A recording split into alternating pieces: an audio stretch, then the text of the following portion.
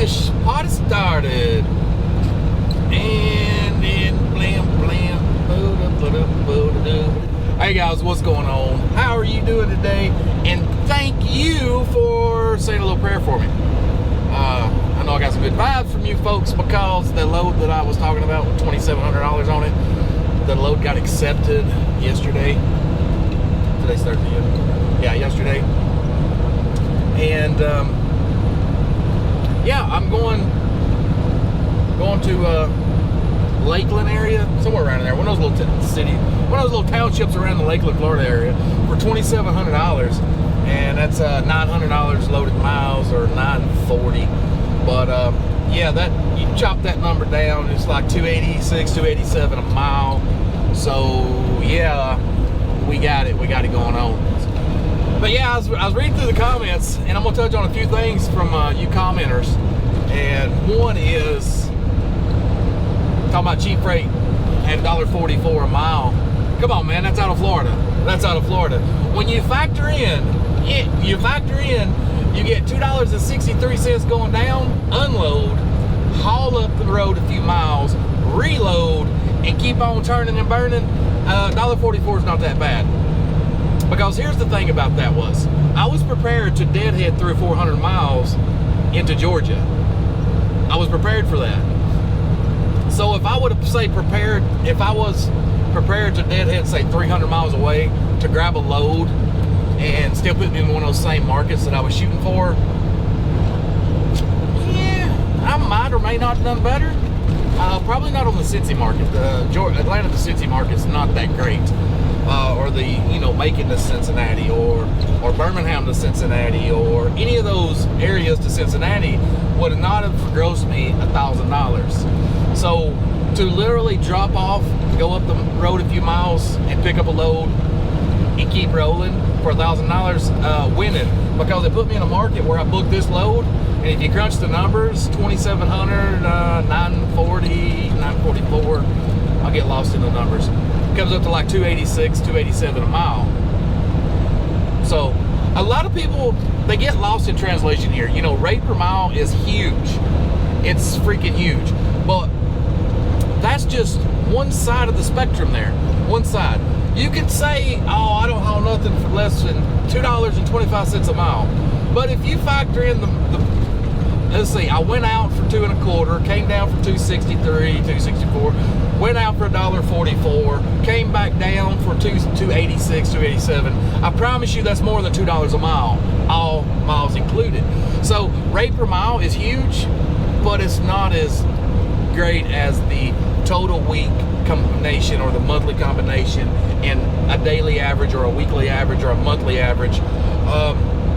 It's just not as important as the whole. See, when I come out of Florida for $1.44 a mile, you're like, oh, that's cheap freight.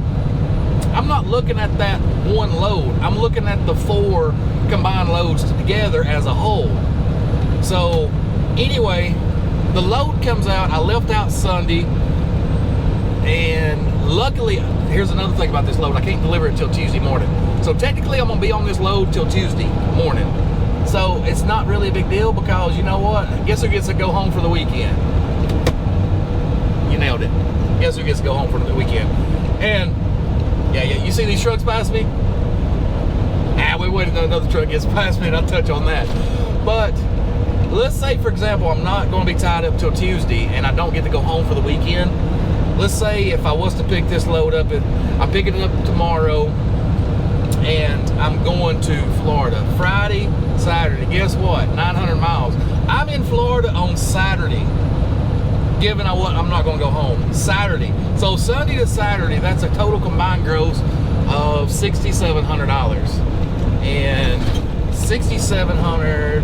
Let me find. I need a calculator. Be right back. All right, I'm back. So as a whole, now I don't know the mileage here. I'm not gonna figure that up. I got too much stuff going on. But I came out of Georgia, went to St. Louis to Pensacola, Pensacola to Cincy, Cincy down to Lakeland. At the end of that wholeness, it comes up to $2.30 a mile for all loaded miles. So $2.30 a mile for all loaded miles in today's market. I think it's winning. I think it's winning. So I'm not trying to bash anybody that just focuses on rate per mile. Rate per mile is huge, but what's bigger than that is the whole.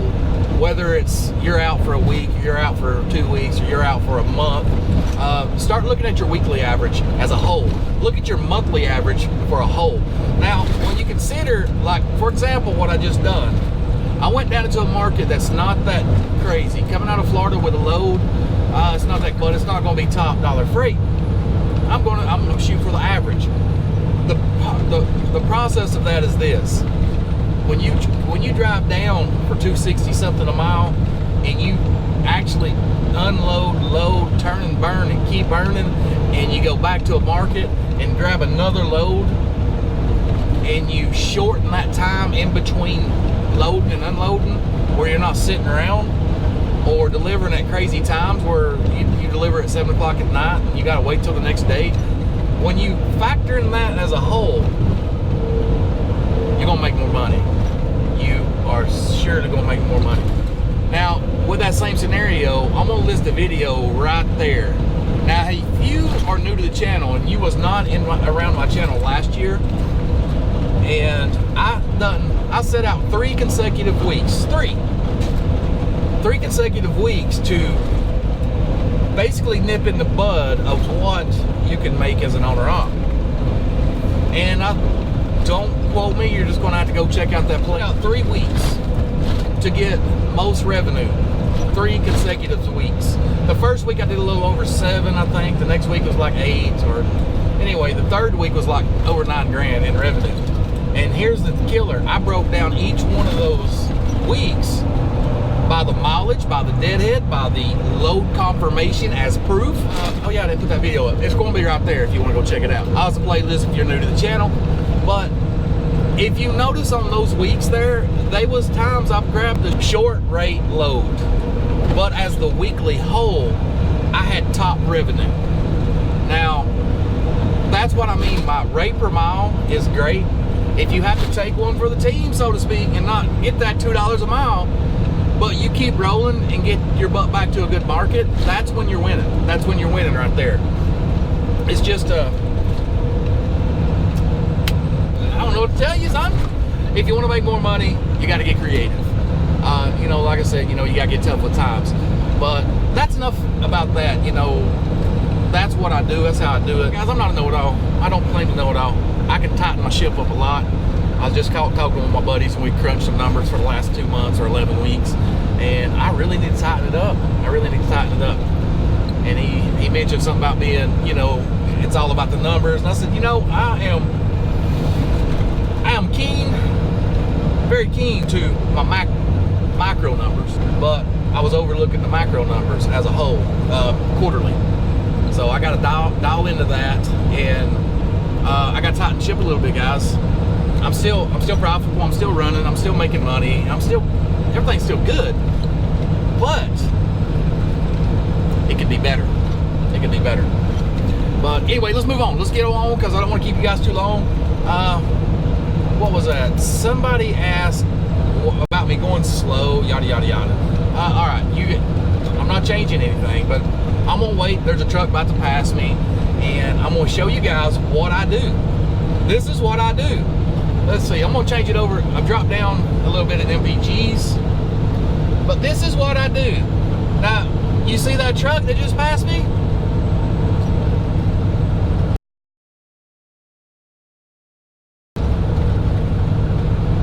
There you go. Anywhere from 60 to 65.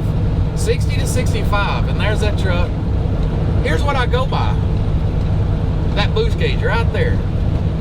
If that boost is low, I'm cruising. If that boost, say for example, it starts shooting up, up and away, I back out of it. So, yeah, that's how we take care of that. You know, you can talk about me going slow all you want. You know, I cruise 60 to 65. If people passes me, guess what? I don't have an ego about it. I really don't. I don't care. As you've seen, I'm still sitting at 7.1 MPGs in a W900. You don't have to go fast. you're still going to get there, and you're going to save a buttload of money. Anyway, now I'm rambling. Next thing I want to touch on is camera equipment. I'm going to make this short and sweet. Camera equipment I use a GoPro. Come on, cars, I need back over. Alright, I use a GoPro as what I use for my camera. I've got 2 GoPros, and I've got an awesome microphone. I'm more proud of this mic than I am the GoPros. I mean, that right there is bar none the best. Watch this. GoPro. You can hear me whispering. Yeah, that's awesome. Anyway, that's the best GoPro mic. Actually, that's not a GoPro mic. I'm losing what I'm talking about here. That there is a Rode mic, and it just comes with a standard 3.5mm jack. So that'll go in Canons, Nikons, Sonys, GoPros, just whatever camera you got. It's got a 3.5mm mic jack to have an external mic. That will fit. That will work. But if you've seen that little box on the side right there, that right there is a GoPro mic adapter, because the GoPro don't come with a 3.5mm jack. It comes with a, GoPro's got to be different, you know, they're like Apple. They've got their own little adapter so they can squeeze more money out of you. But they got their own little adapter, and you got to get that to use the mic or have a 3.5mm mic plugged into it. Anyway, guys, that's my equipment. That's why I go slow, and that's why I make money. Anyways, guys, I hope you enjoyed this. We will catch you in that next video. See you, bye. Well, you still waiting? There you go. Anywhere from 60 to 65. 65, and there's that truck. Here's what I go by. That boost gauge right there. If that boost is low, I'm cruising. If that boost, say for example, it starts shooting up, up and away, I back out of it. I'm more proud of this mic than I am the GoPros. I mean, that right there is bar none the best. Later.